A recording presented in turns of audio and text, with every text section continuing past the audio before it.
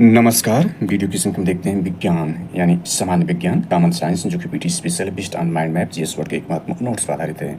देखें जो based on mind map GS word का एक महत्वपूर्ण नोट्स है, इस पर आधारित जो अकॉर्डिंग टू सिलेबस यूपीएससी यानी यूपीपीएससी के जो सिलेबस पर आधारित जिसमें अपर पीटी एग्जाम और आर री एग्जाम शामिल है, यानी समीक्षाधिकारी सहायक समीक्षाधिकारी जो पुनर्परीक्षा है उसके सिलेबस के अकॉर्डिंग देखें तो इसमें जो भारतीय इतिहास के तीनों पार्ट जिसमें इंडियन हिस्ट्री के अंतर्गत जो है एंशिएंट मिडुअल और मॉडर्न हिस्ट्री के पार्ट हैं, ज्योग्राफी के दोनों भाग जिसमें ज़्यादा महत्वपूर्ण इंडियन हिस्ट्री का ज़्यादा वेटेज होता है और वर्ल्ड ज्योग्राफी यानी इंडियन ज्योग्राफी और वर्ल्ड ज्योग्राफी के दोनों पार्ट इसमें जो है अपलोड कर दिए गए इस चैनल पर। तो आप प्लीज़ इस चैनल को सब्सक्राइब करके वीडियो को लाइक करके सारे लेक्चर देख सकते हैं।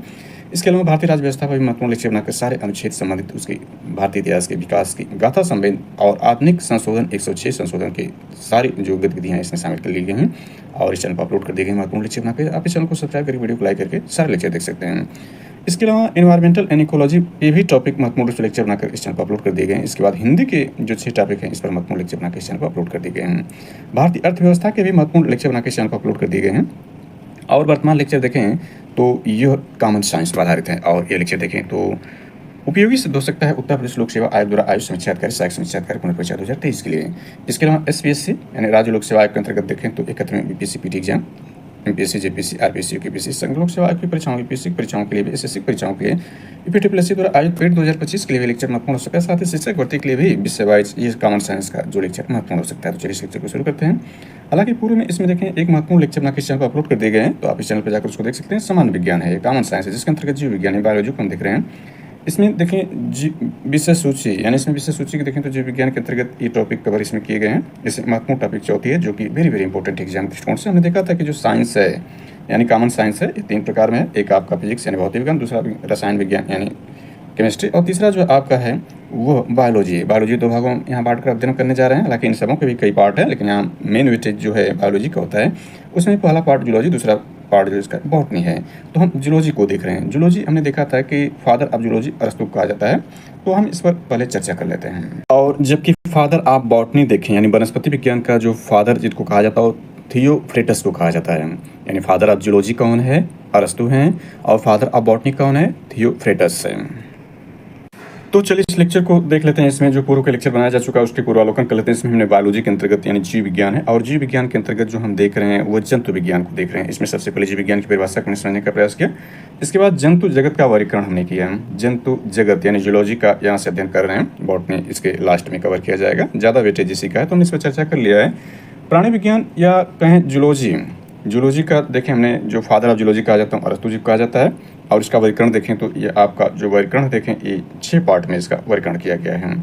और इसमें देख सकते हैं अकशेरुकी जीव जो हैं यह जैसे 9 फाइलन में विभाजित किया गया है। वेरी वेरी इंपॉर्टेंट है। इसके जो अक्सर एग्जाम्पल के रूप में इसको पूछ देता है ये कौन जो प्राणी है किस वर्ग में है। तो प्रोटोजोआ के अंतर्गत जो हमने देखा था यह इस एग्जाम्पल में जो प्रोटोजोआ है संघ प्रोटोजोआ के अंतर्गत प्रोटोजोआ एंड अमीबा हिस्टोल्का और ये एक कोष की जीव होते हैं। तो इसके लक्षण हमने इसमें चर्चा कर लिया, इसलिए यहाँ करने की जरूरत नहीं है। एग्जाम्पल हमने देख लिया था अमीबा, प्लाज्मोडियम और ट्रिपॉन्सोमिया यानी इत्यादि, ये सब जो सुपर सेट एनिमल के अंतर्गत आते हैं। ये प्रथम जीव है। इसके बाद हमने देखा दूसरा संघ पोरीफेरा देखा था। संघ पोरीफेरा के अंतर्गत इसके उदाहरण हमने साइकन माइनोनिया स्पंज को देखा था। यानी स्पंज देख सकते हैं ये पोरीफेरा। सभी जंतु खारे जल में पाए जाते हैं, ये पोरीफेरा के अंतर्गत जो है। इसके बाद तीसरा हमने संघ सिलेट्रेट्रा देखा यानी सिलेट्रेट्रा जो इसका संघ है इसके अंतर्गत हमने इसमें एग्जाम्पल देख सकते हैं। इसके अंतर्गत एग्जाम्पल जो हाइड्रा, जेलीफिश, सी एमिनोन और मूंगा आते हैं। ये जो है इसके लक्षण यहाँ पर दिए गए हैं। एग्जाम्पल को आप इसमें इंपॉर्टेंट रूप से समझ सकते हैं। संघ प्लेटी हेल्थ मीन्स को देखें, ये जो आपका है यानी ये जो है इसके अंतर्गत देखें ये उभयलिंगी जंतु होते हैं और इसमें प्लेनेरिया, लीवर, फ्यूलिक, फीता, कृमि इत्यादि जो इसके एग्जाम्पल के रूप में हैं। इसके बाद देखें जो अगला आता है संघ एसके मिंथलीज आता है यानी ये आपका है और इसके एग्जाम्पल में ये एक लिंगी होते हैं। याद रखें कि एक लिंगी होते हैं। इसके उदाहरण में गोल कृमि जैसे स्कैरिस, थ्रेटवर्म, बुचेरिया इत्यादि जो होते हैं इसके एग्जाम्पल में हैं। इसके संघ एसके मिल्थिनिज के अंतर्गत ये सब हैं। और संघ एनलिडा वेरी वेरी इंपॉर्टेंट आ जाता है एनलिडा के अंतर्गत। इसके देखें तो ये जो संघ एनलिडा एक लिंगी एवं उभयलिंगी दोनों प्रकार के होते हैं। यानी संघ एनलिडा क्या होते हैं? एक लिंगी एवं उभयलिंगी दोनों प्रकार के होते हैं। इसके एग्जाम्पल हमने देखा था केचुआ, जोक, नेरिस। केचुए में 4 जोड़ी हृदय होते हैं। यानी एग्जाम्पल हमने ये देखा अर्थवर्म और एनलिडा है, वेरी वेरी इंपॉर्टेंट है। इसके बाद हमने देखा यानी केचुए में 4 जोड़ी हृदय होते हैं। इसके जीव द्रव्य में हीमोग्लोबिन का विलय हो जाता है। इसके बाद संघ आर्थ्रोपोडा जो 7वां संघ आर्थ्रोपोडा है, इसके एग्जाम्पल को भी हमने देख लिया था। इसको कहते किस प्रकार से, इसको पहले समझ लेते हैं। संघ आर्थ्रोपोडा के लक्षणों में हमने देखा था, यानी इसमें लक्षण तो सारे दिए गए हैं। कीटों में 6 पाद व 4 पंख होते हैं, यानी जो कीट होते हैं आर्थ्रोपोडा के अंतर्गत होते हैं, तो कीटों में 6 पाद यानी पैर होते हैं, 4 पंख होते हैं। काकरोच के हृदय में 13 कक्ष होते हैं। चींटी एक सामाजिक जंतु है जो श्रम विभाजन प्रदर्शित करती है। दीमक भी एक सामाजिक कीट है। ये नोटेड पॉइंट है, इसमें आप नोट कर सकते हैं। इसके एग्जाम्पल में यही सब रहे, जैसे तिलचट्टा, झींगा, मछली, केकड़ा, खटमल, मक्खी, मच्छर, मधुमक्खी, टिड्डी इत्यादि जो है संघ आर्थ्रोपोडा के अंतर्गत आते हैं। इसके बाद संघ मोलस्का देखें, 8वां प्रकार है। मोलस्का जो प्रचलित नाम इसका है मोलस्का है। इसमें एग्जाम्पल में ऑक्टोपस, श्रिंगमीन, डेविल फिश इत्यादि आते हैं। ये संघ मोलस्का के अंतर्गत है। ऑक्टोपस, घोंघा इत्यादि इसमें होते हैं। यानी मोलस्का प्रचलित नाम में हमने देखा था, जो सिप्रिया कौड़ी को कहते हैं, और डोरिस समुद्री नींबू है। ऑक्टोपस को श्रिंगमीन कहते हैं या डेविल फिश भी कहते हैं। एल्टिलिसिया समुद्री खरगोश होता है। कुलडनली उद्यान घोंघा होता है। सिपिया जो होता है कटल फिश के नाम से जाना जाता है, जो कि मोलस्का संघ के अंतर्गत है। आखिरी इसमें जो हमने देखा, यह संघ इकाइनोमेटा जो आखिरी इसका है, इसके लक्षण यहाँ दिए गए हैं।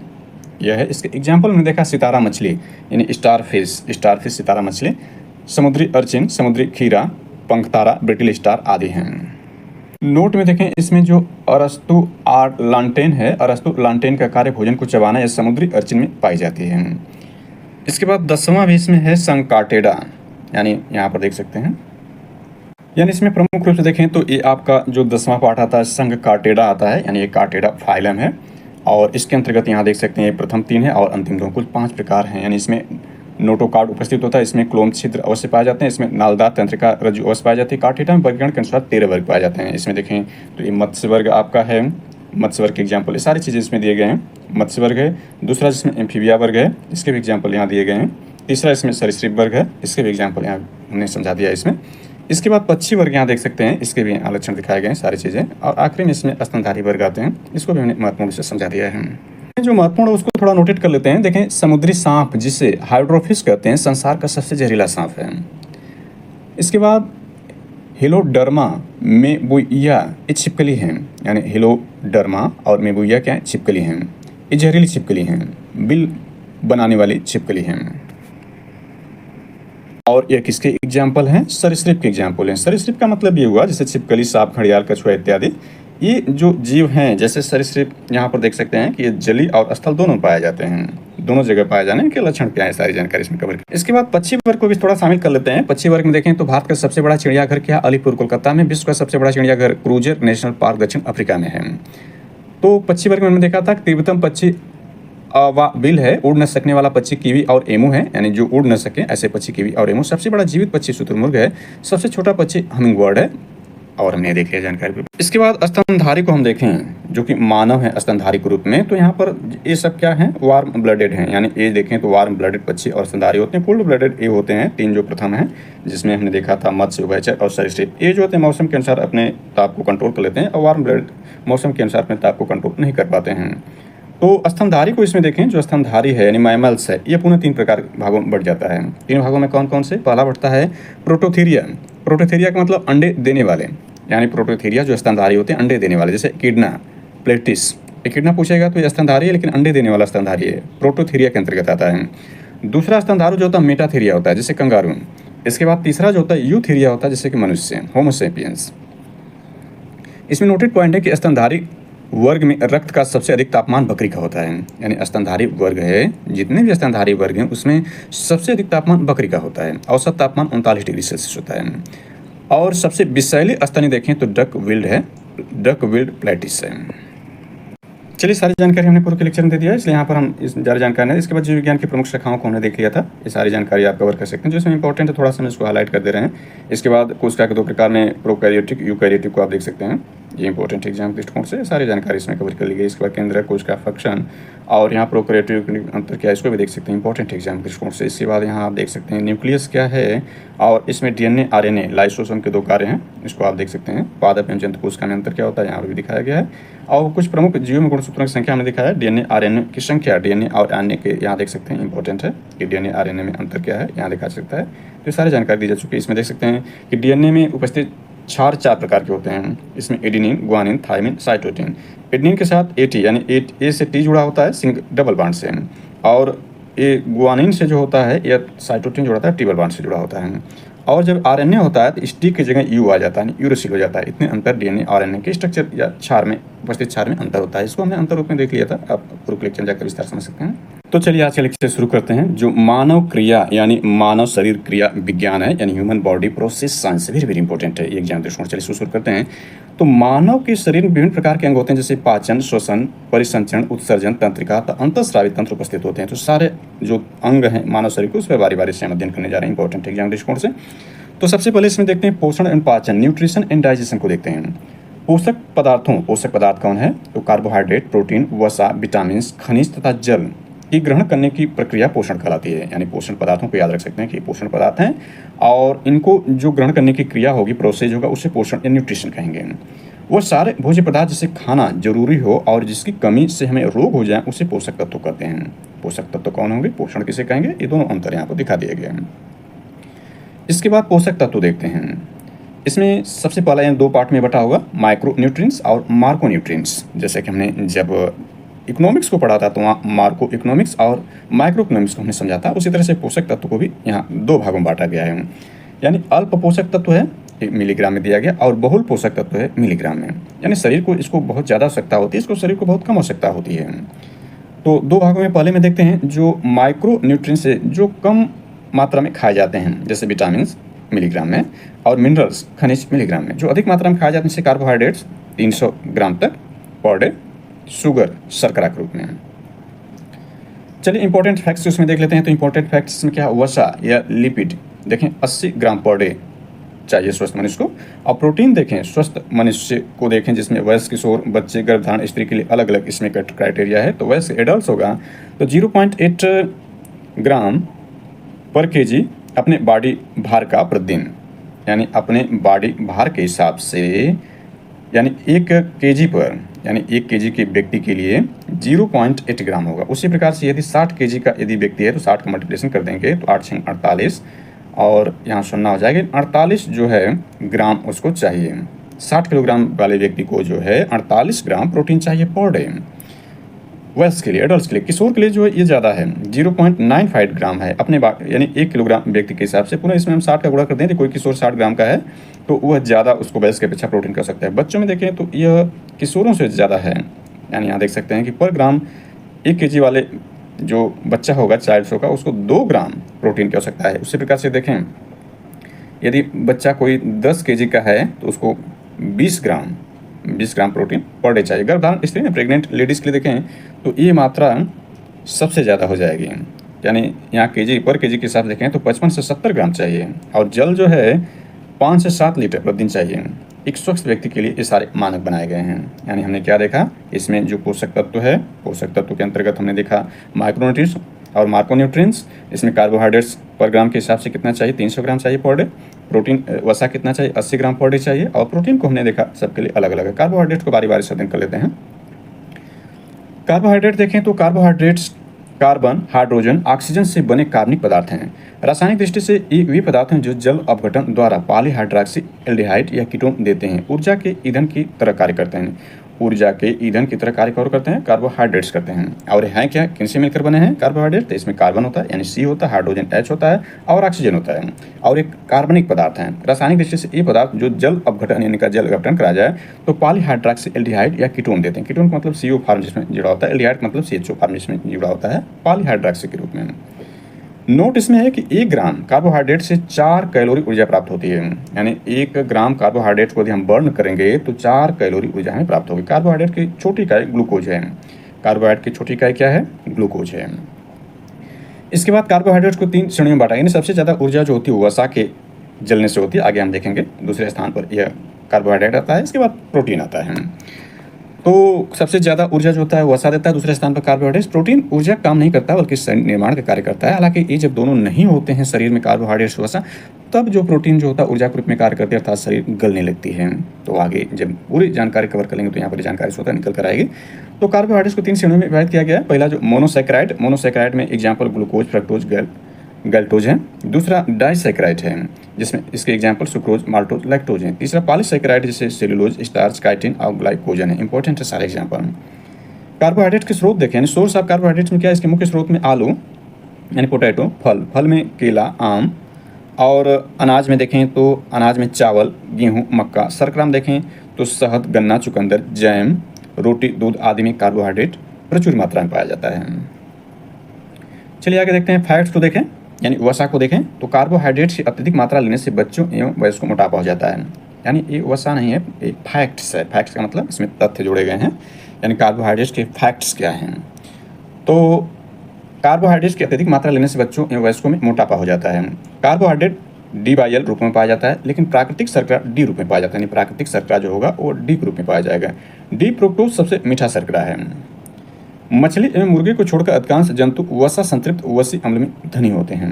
यानी याद रखें कि मछली और मुर्गे को छोड़कर अधिकांश जंतु जो है वसा संतृप्त वसी अम्ल में धनी होते हैं, यानी उसमें ज़्यादा पाया जाता है, लेकिन मछली मुर्गे में जो है यह संतृप्त वसी अम्ल कम पाए जाते हैं। पादप वसा असंतृप्त वसी अम्ल है, यानी पादप जो वसा पेड़ पौधे या वनस्पति से या साग सब्जी जो हो गई, शाकाहारी जो होते हैं, उसमें असंतृप्त वसा पाया जाता है, जो कि स्वास्थ्य के लिए काफ़ी अच्छा है। असंतृप्त वसी अम्ल की तुलना में संतृप्त वसी अम्ल अधिक हानिकारक है। यानी असंतृप्त वसी अम्ल की तुलना में देखें तो संतृप्त वसी अम्ल अधिक हानिकारक है मनुष्य के लिए। यानी ये जो जंतुओं में पाया जाता है, जंतुओं में संतृप्त वसी अम्ल पाया जाता है। हमने देखा कि मछली और मुर्गे को छोड़कर अधिकांश जंतु वसा संतृप्त वसी अम्ल के धनी होते हैं। यानी मछली और मुर्गे में क्या होते हैं, कम मात्रा में संतृप्त वसी अम्ल पाए जाते हैं।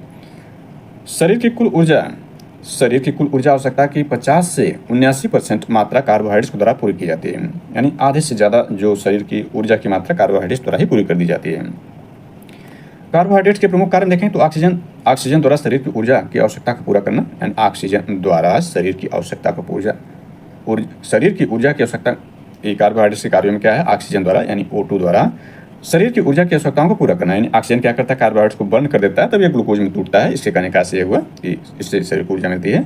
शरीर में भोजन संचय की तरह कार्य करता है, ये संचय कर लेता है, आवश्यकता पड़ने पर इसके उपयोग किया जाता है। विटामिन सी का निर्माण, ये इंपॉर्टेंट है, वेरी वेरी इंपॉर्टेंट है कि कार्बोहाइड्रेट जो होता है विटामिन सी का निर्माण करता है। न्यूक्लिक अम्लों का भी निर्माण करता है, जंतुओं में बाह्य कंकाल का निर्माण करता है। ये DNA RNA के मुख्य घटक होते हैं। यानी कार्बोहाइड्रेट क्या है, DNA RNA के मुख्य घटक हैं। यानी DNA RNA बनने के लिए कार्बोहाइड्रेट होना आवश्यक है। फैट्स, अब यहाँ फैट है। फैट मतलब वसा, लिपिड या इसको लिपिड्स भी कहते हैं। वसा ग्लिसरॉल एवं वसी अम्ल का एक एस्टर होता है। यानी वसा है क्या, ग्लिसरॉल और वसी अम्ल का एक एस्टर है, जिसमें कार्बन, हाइड्रोजन, ऑक्सीजन, इसमें भी देखें तो कार्बन, हाइड्रोजन, ऑक्सीजन विभिन्न मात्राओं में उपस्थित होते हैं। शरीर के आंतरिक भागों को चोटों से बचाता है, त्वचा के रूखेपन को सुरक्षा प्रदान करता है। इसके कार्य में देखें शरीर के आंतरिक भागों को चोटों से बचाता है, त्वचा के रूखेपन को सुरक्षा प्रदान करता है।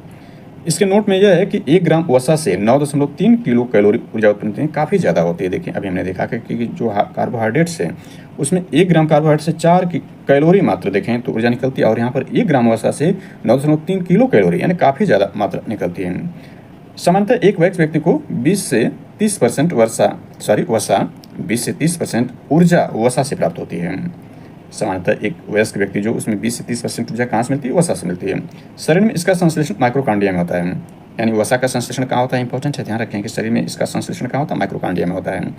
और हमने देख लिया था कार्बोहाइड्रेट्स के रूप में कि सारी जानकारी इसमें दी गई है। कार्बोहाइड्रेट्स में इसमें विटामिन सी का निर्माण होता है, न्यूक्लिक अम्लों का निर्माण होता है, जंतु के बाह्य कंकाल का निर्माण करते हैं। तो ये सारी जानकारी इसमें है, और ये शरीर भोजन संचय की तरह कार्य करते हैं। थोड़ा इसमें करेक्शन कर लेते हैं, इसमें जो कुछ मिसप्रिंट हुआ है उसका करेक्शन कर लेते हैं। इसमें देखें जो यहाँ पर दिया गया है 1 ग्राम कार्बोहाइड्रेट से 4 कैलोरी, यहाँ भी किलो कैलोरी ही रहेगा, कैलोरी नहीं है, और यहाँ तो ये लिखा 9.3, ये सही है।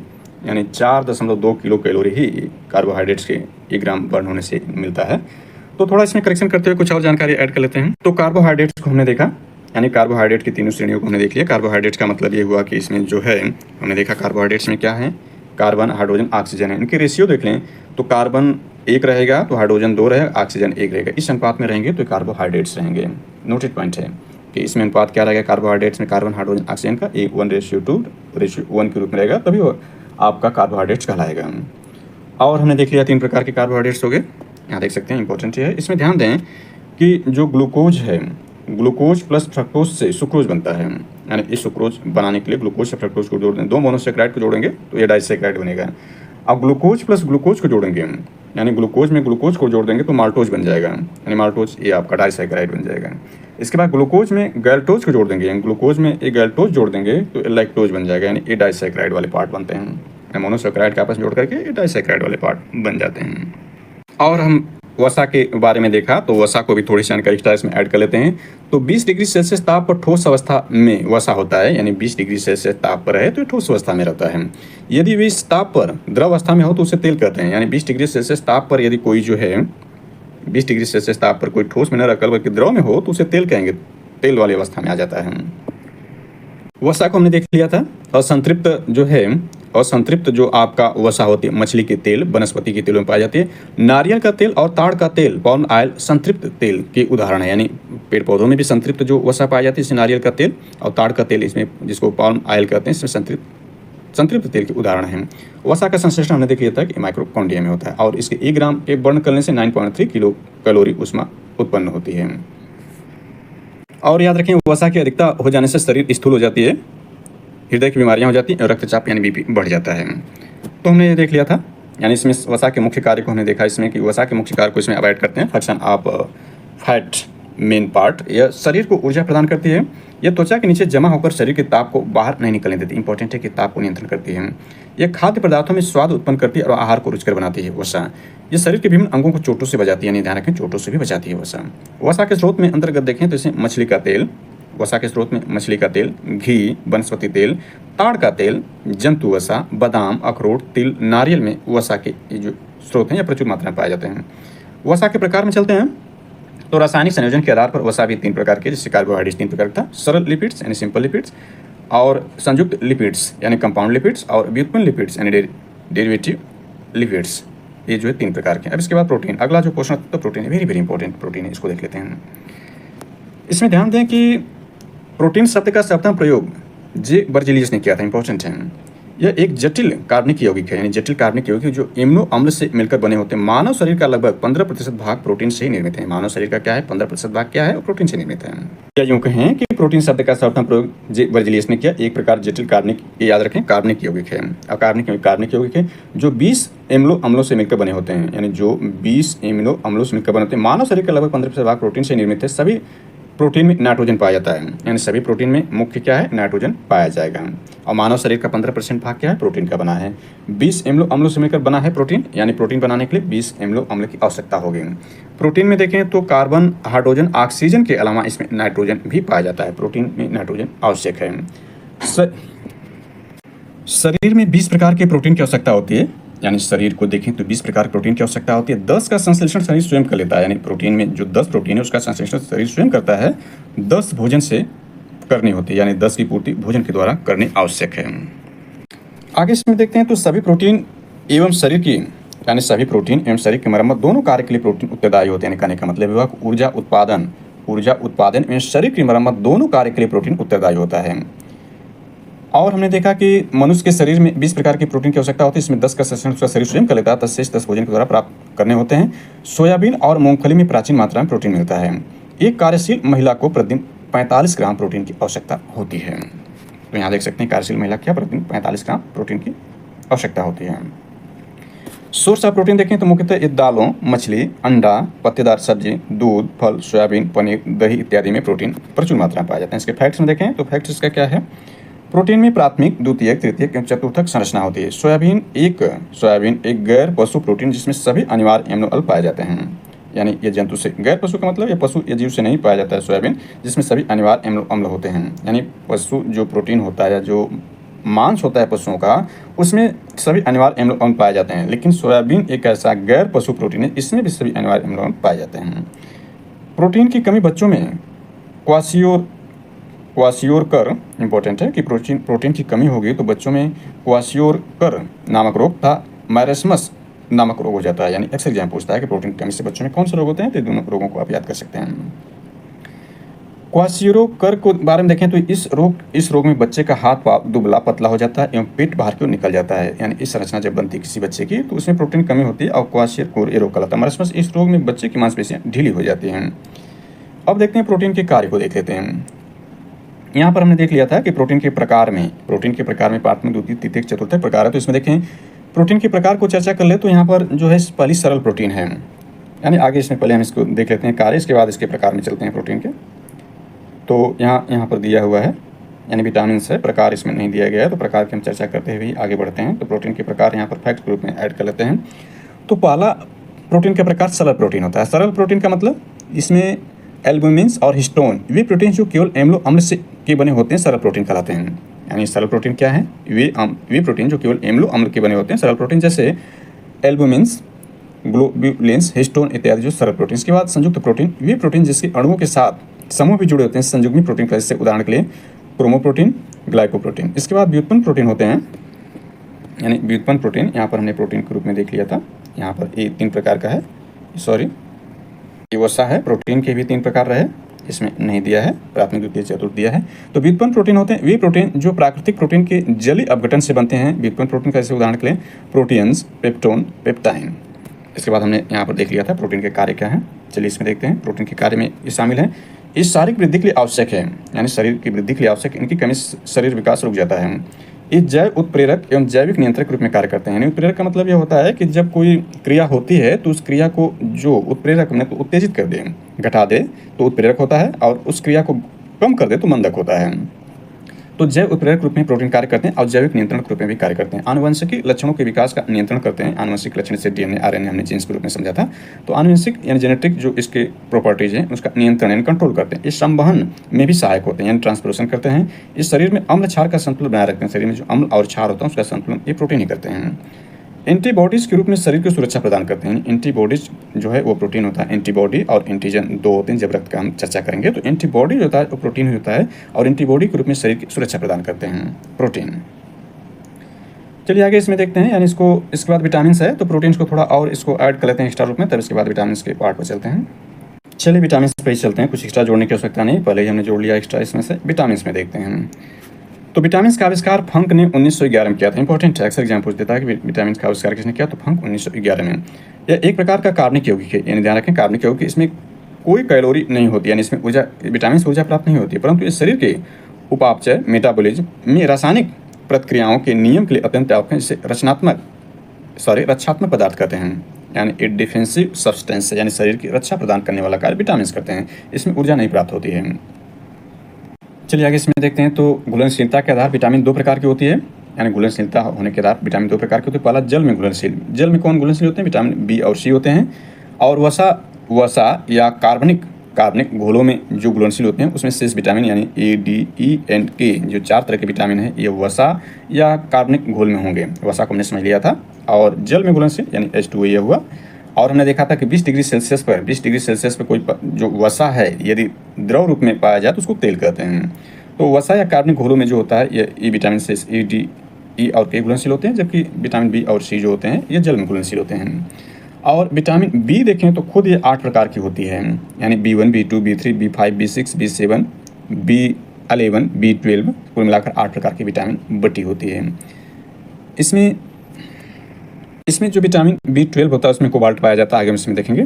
विटामिनों का संश्लेषण हमारे शरीर की कोशिकाओं द्वारा नहीं हो सकता, यानी जो विटामिन होते हैं विटामिनों का संश्लेषण हमारे शरीर कोशिकाओं द्वारा नहीं हो सकता। हमने देखा था कि जो प्रोटीन होता है उसका 10 प्रकार के प्रोटीन का संश्लेषण हमारे शरीर स्वयं कर लेता है, 10 भोजन की आवश्यकता होती है, लेकिन विटामिन का संश्लेषण हमारे शरीर कोशिकाओं द्वारा नहीं हो सकता। इसकी पूर्ति विटामिन युक्त भोजन से होती है, तथापि विटामिन डी एवं के का संश्लेषण हमारे शरीर में होता है, यानी विटामिन डी और के जो है जो आसान घुलनशील है, इसका संश्लेषण हमारे शरीर में होता है।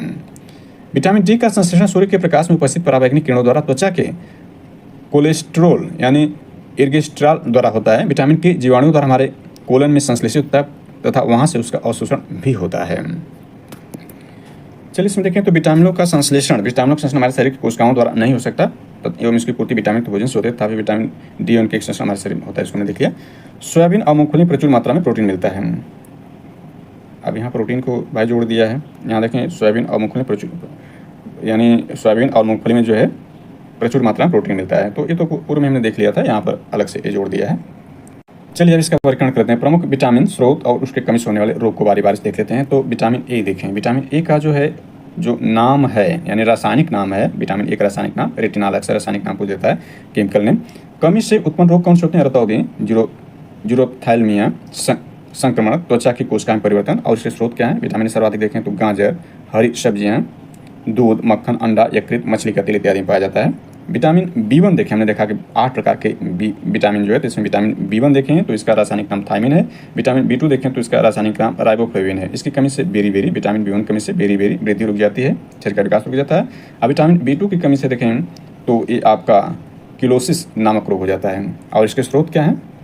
दोनों के स्रोत यहाँ देख सकते हैं, यहाँ पर जो दिया गया है, अनाज, फलियाँ, सोयाबीन, दूध, इसके स्रोत हैं बिना विटामिन B1 के। और विटामिन B2 देखें तो पनीर, अंडे, ईस्ट, मांस, हरी पत्तेदार सब्जियां जो है विटामिन B2 के स्रोत हैं। इसके बाद विटामिन B3 देखें तो इसका रासायनिक नाम नियासिन या निकोटिन अम्ल है। इसकी कमी से पेलाग्रा या चर्मगा रोग हो जाता है। और इसके स्रोत हैं ईस्ट, मांस, मछली, अंडे, दूध, फलियाँ और आदि हैं। विटामिन B5 देखें, इसका रासायनिक नाम पैंटोथेनिक अम्ल है। इसकी कमी से चर्म रोग, बालों का सफ़ेद होना या वृद्धि रुक जाती है। इसके स्रोत हैं अंडे, दूध, मांस, मूंगफली।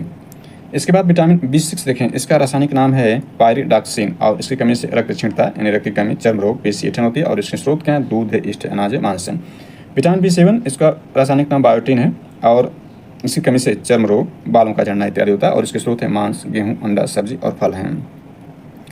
इसके बाद विटामिन 9 देखें तो इसका रासायनिक नाम फोलिक अम्ल है। इसकी कमी से रक्त क्षीणता, कुंठित बुद्धि हो जाती है। ये स्रोत इसकी हरी सब्जियां, फलियां, ईस्ट, मांस, अंडे हैं।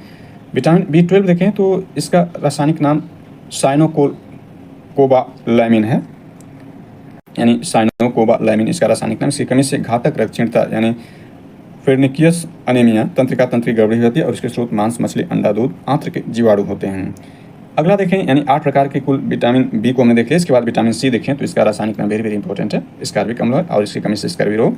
और इसके स्रोत जो होते हैं वो आंवला, नींबू वंश के फल यानी खट्टे फल, टमाटर, नींबू वंश के फल, खट्टे फल, टमाटर, सब्जियां इत्यादि हैं। विटामिन D देखें तो इसका रासायनिक नाम कैल्सीफेरॉल है, ये भी इंपॉर्टेंट है। इसकी कमी से सूखा रोग, रिकेट्स और ऑस्टियोमाइलिशिया नामक रोग हो जाता है। इसकी देखें जो विटामिन D पाया जाता है मक्खन में, मछली का तेल में, अंडा में तथा सूर्य का प्रकाश संश्लेषण में विटामिन D मिलता है। विटामिन E देखें तो इसका रासायनिक नाम टोकोफेरॉल है। इसकी कमी से जनन क्षमता में कमी हो जाती है, जननांग तथा पेशियाँ कमजोर हो जाती है। इसके स्रोत में तेल, गेहूँ, अंडे की जर्दी, सोयाबीन है। इसके बाद विटामिन K, आखिरी विटामिन देखें विटामिन K, इसका रासायनिक नाम नैथोक्विनोन है। और इसकी कमी से चोट पर रक्त का थक्का न जमना, यानी चोट लग जाती है तो रक्त थक्का नहीं बनता है, इसकी कमी से होता है। हरी सब्जियाँ, इसके स्रोत है हरी सब्जियाँ, अंडा, सोयाबीन, आंत्र के बैक्टीरिया। और हमने देखा था विटामिन B12 में कोबाल्ट पाया जाता है। विटामिन जो B12 था इसमें जो होता है कोबाल्ट पाया जाता है। नोट इसका देख लेते हैं तो इंपॉर्टेंट ये है कि सामान्य दृष्टि के लिए रेटिनॉल यानी विटामिन A आवश्यक है। यानी हमने देखा कि जो सामान्य दृष्टि है, मनुष्य की आंख की दृष्टि के लिए विटामिन A आवश्यक है। और इसका जो हमने देखा था कि जो रासायनिक नाम रेटिनॉल मतलब आवश्यक है सामान्य दृष्टि के लिए या देखने के लिए। आगे देखते हैं इसमें न्यूक्लिक अम्ल को देखें, न्यूक्लिक एसिड।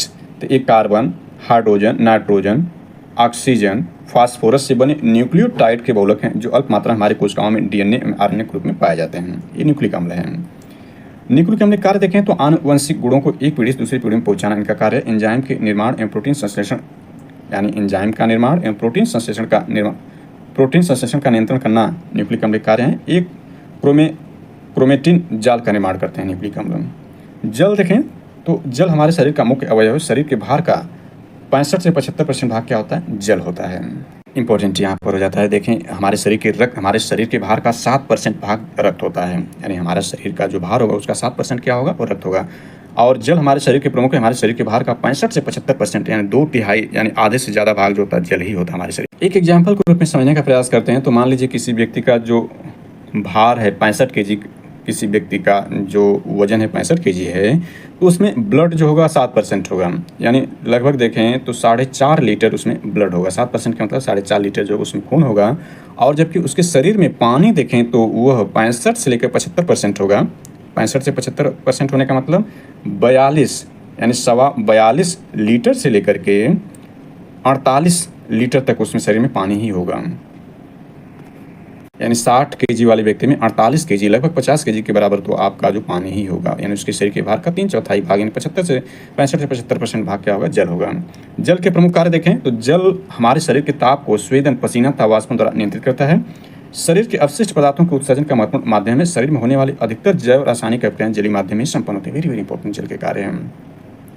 इसके बाद खनिज लवण देखें, मिनरल्स, साल्ट। इस शरीर के ऊतकों के निर्माण के लिए कच्चा पदार्थ एंजाइम और विटामिन के लिए आवश्यक है। यानी खनिज लवण क्या है, शरीर के ऊतकों के निर्माण के लिए कच्चा पदार्थ एंजाइम और विटामिन के लिए आवश्यक अंग हमारे शरीर का लगभग 6.1% भाग बनाते हैं। यानी खनिज लवण क्या हमारे शरीर का 6.1% भाग बनाते हैं या भाग में पाए जाते हैं। इसके बाद आवश्यक खनिज को हम देख सकते हैं जो शरीर के लिए अति आवश्यक है, यहाँ देखे जा सकते हैं।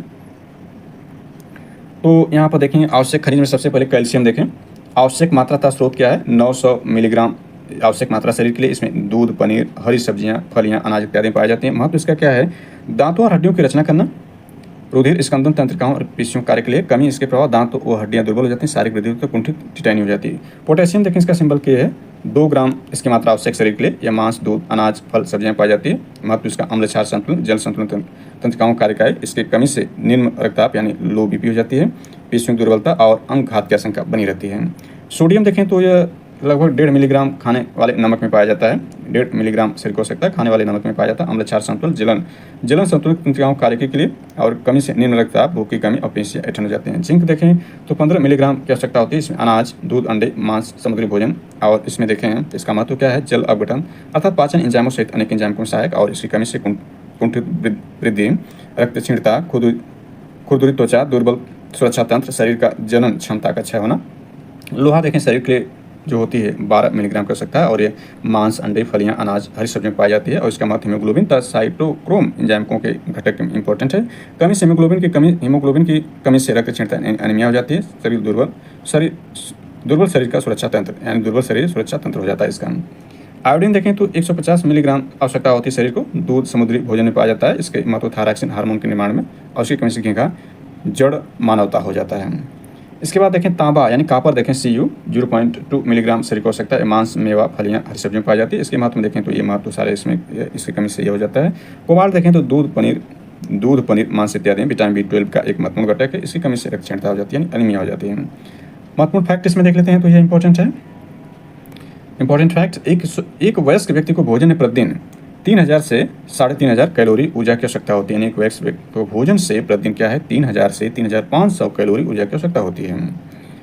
आहार में खनिज पदार्थ की दैनिक आवश्यकता मिलीग्राम में देखें, यानी जो आहार है उसमें प्रतिदिन यानी डेली जो है खनिज पदार्थ कितनी आवश्यकता है। सामान्य पुरुष को यानी कॉमन जो पुरुष है उसमें आयरन 24 मिलीग्राम होना चाहिए, कैल्शियम 450 मिलीग्राम होना चाहिए। सामान्य महिला में देखें तो 32 मिलीग्राम आयरन की आवश्यकता होती है। आयरन जो है वो महिला को ज़्यादा पुरुष की अपेक्षा लेनी चाहिए। और जो आपका कैल्शियम दोनों के लिए समान है 450 मिलीग्राम है। गर्भवती महिला में देखें तो 40 मिलीग्राम यानी सामान्य महिला से भी ज़्यादा आयरन की आवश्यकता गर्भवती महिला को होती है। और इसमें जो मिलीग्राम यानी इसमें देखें जो कैल्शियम है वो और भी ज़्यादा यानी 1000 मिलीग्राम जो होता है गर्भवती महिला की आवश्यकता पड़ती है। इसके बाद संतुलित आहार देखें, यानी सभी के लिए संतुलित यानी बैलेंस डाइट क्या है। तो बैलेंस डाइट ये आपका दिखाया गया है। भोज्य पदार्थ स्त्री ग्राम प्रतिदिन यानी कितने ग्राम प्रतिदिन लेनी चाहिए स्वस्थ भोजन, और पुरुष कितने ग्राम प्रतिदिन लेने चाहिए। तो अनाज देखें तो 350 ग्राम प्रतिदिन स्त्री के लिए है और पुरुष के लिए 450 से 475 ग्राम होनी चाहिए प्रतिदिन। दालें देखें तो 70 ग्राम है और पुरुष को 80 ग्राम है। पत्तेदार सब्जियां 150 ग्राम है, 100 ग्राम है। दूसरी सब्जियां 75 ग्राम है, 75 ग्राम। जड़ वाली सब्जियां 75 है, 75। फल देखें 30 ग्राम है, 30 ग्राम है। दूध यहाँ पर 250 ग्राम है, यहाँ भी 250 ग्राम। वसा 35 है। शक्कर या गुड़ 30 है। यानी यहाँ पर देखें तो दालों में जो है यानी जिसमें प्रोटीन ज़्यादा मात्रा में पाई जाती है वहाँ पर देखें तो पुरुष ज़्यादा मात्रा में है। और इसके बाद अनाज की मात्रा भी देखें तो वो पुरुष ज़्यादा है। बकिया शेष में जो है या तो सेम है या स्त्री ज़्यादा मात्रा में है संतुलित आहार के दृष्टिकोण से। महत्वपूर्ण तथ्य में देखें मेन फैक्ट इसमें यह है कि गर्भवती महिलाओं की प्रारंभ के 3 माह में फोलिक एसिड की अधिकता वाले जैसे हरी सब्जियाँ एवं आंवला भोज्य पदार्थों के सेवन करने का परामर्श दिया जाता है, जिससे उपस्थित फालिएट DNA के संश्लेषण में सहायक होता है। दंत मंजन में उपस्थित क्लोराइड दांतों को शक्तिशाली बनाता है तथा जीवाणुओं से उसकी रक्षा में सहायक होता है। चलिए आगे इसमें देखते हैं। तो आपका ये है कि कार्य अनुसार ऊर्जा की आवश्यकता किसको किस मात्रा में चाहिए। तो कार्य क्षमता स्तर पर स्त्री और पुरुष हैं। बैठकर काम करने वाले के लिए 2100 कैलोरी ऊर्जा की आवश्यकता होती है स्त्री के लिए, और पुरुष के लिए जो है 250 कैलोरी उसमें ऊर्जा की आवश्यकता होती है बैठकर काम करने वाले व्यक्ति के लिए। यानी ये क्राइटेरिया 2100 जो है स्त्री के लिए बैठकर काम करने की दशा में, और 2500 देखें तो पुरुष के लिए बैठकर काम करने वाले के लिए ऊर्जा की आवश्यकता होती है कैलोरी के रूप में। साधारण काम करने वाले में ये 2500 कैलोरी स्त्री के लिए और 3000 कैलोरी पुरुष के लिए। कठिन श्रम करने वाले में 3000 कैलोरी जो है स्त्री के लिए है और 3600 कैलोरी जो है पुरुष के लिए ऊर्जा की आवश्यकता होती है। इसके बाद पाचन तंत्र डाइजेस्टिव सिस्टम आता है, तो यह नेक्स्ट पार्ट में कवर किया जाएगा। अभी हमने पोषण को देखा, दूसरा पार्ट इसका जो है पाचन तंत्र डाइजेस्टिव सिस्टम है। तो भोजन के पाचन की संपूर्ण क्रिया 5 अवस्था में होती है: अंतर्ग्रहण, इंस्टेटिव, पाचन, डाइजेस्टिव, अवशोषण, एब्जॉर्प्शन, स्वांगीकरण और मल त्याग के अंतर्गत है पाचन तंत्र। ये सारी जानकारी जो होगी हम नेक्स्ट लेक्चर में कवर करेंगे। Thanks for watching this.